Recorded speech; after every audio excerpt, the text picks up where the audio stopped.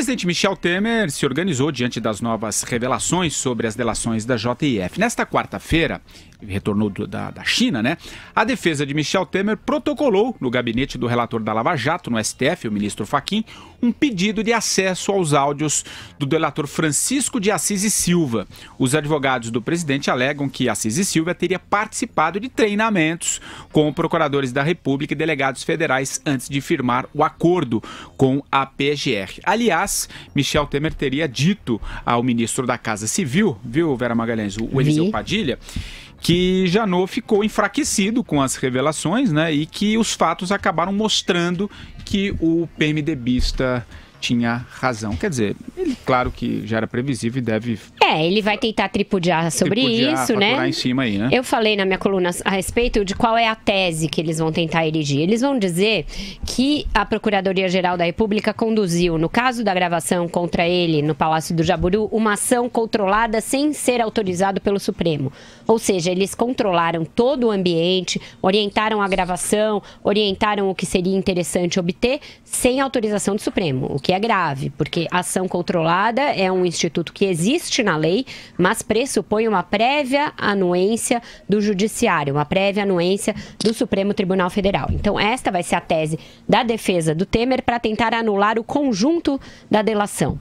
Se vai colar ou não, eu tenho dúvidas. Tem uma corrente importante do Supremo a favor da preservação das provas obtidas na delação, mesmo com a anulação dos benefícios para os delatores. O Fux se manifestou a esse respeito desta maneira. O próprio Fachin, pelo que eu apurei, tem esse entendimento. O Celso de Mello, decano da corte, hoje falou que não se pode prejudicar as provas. Por quê? Você tem provas muito gráficas, Patrick, obtidas a partir desse caso. O que você faz com um sujeito que foi pego, aí sim, numa ação controlada, esta sim, devidamente documentada, acompanhada pela Polícia Federal, correndo com uma mala cheia de dinheiro pelo meio da rua? O que você faz com isso? Você finge que não aconteceu? Você finge que isso não houve? Tudo bem, ele pode ter sido instado a fazer isso a partir de uma delação que começou com problemas, mas como você...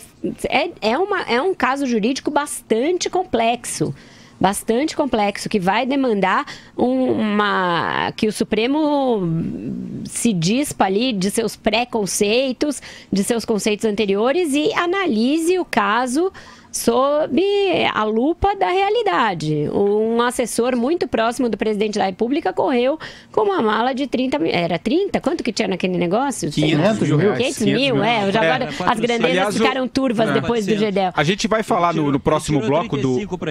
no próximo bloco a gente vai falar da mala do... O sobrinho do primo do Aécio foi lá e catou dinheiro. Então tem dinheiro correndo para todo lado. É complicado, mas é um caso muito... importante de ser debatido às claras pelo Supremo. Quanto ao Temer, essa tentativa dele de posar, os fatos mostraram que eu estava certo. Presidente, os fatos mostraram que um ex-ministro seu tinha 51 milhões de reais dentro de um bunker, mocosados. Tinha muito dinheiro em dólar. Os fatos mostraram que outro assessor seu correu pela rua com um dinheiro saindo de uma pizzaria. Os fatos também mostraram que outro ministro seu está preso, Henrique Eduardo Alves. Os fatos mostram muitas coisas. Os fatos, neste caso, por uma circunstância e por sorte do destino, são a seu favor, mas há muito mais fatos contrários. Ô Andreasa, aí você, como é que você vê essa questão? E depois a gente vai tratar, claro, aí dessa pequena quantia aí de 51 milhões de reais que foram encontrados lá em São Paulo. Nós vamos falar, tá na pauta a denúncia do Janot sobre os petistas, tá? Claro, né? tá na pauta também. Tá bom, é o seguinte, para além dessa grande lambança protagonizada pelo Janot e pelo Fachin, que bota, sim, em risco, sem dúvida nenhuma, a delação, o acordo dos Batista, a meu ver, é insustentável, questão de tempo, a pressão do próprio Supremo para que esse acordo caia, pelo menos aquele trecho que os tornava imunes à ação penal.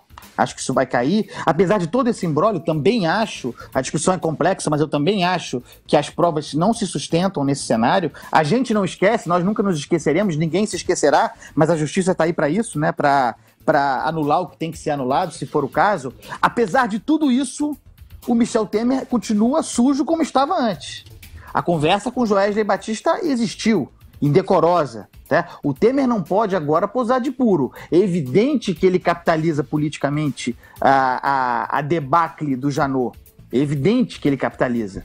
É evidente que a segunda denúncia do Janot, se vier, virá mais fraca, politicamente mais fraca, independente do conteúdo, que provavelmente será fraco, como foi o da primeira. Então, nesse sentido, o Temer comemora, está bem, é favorável a ele, mas ele não estava certo. Ele está, aliás, quase sempre errado.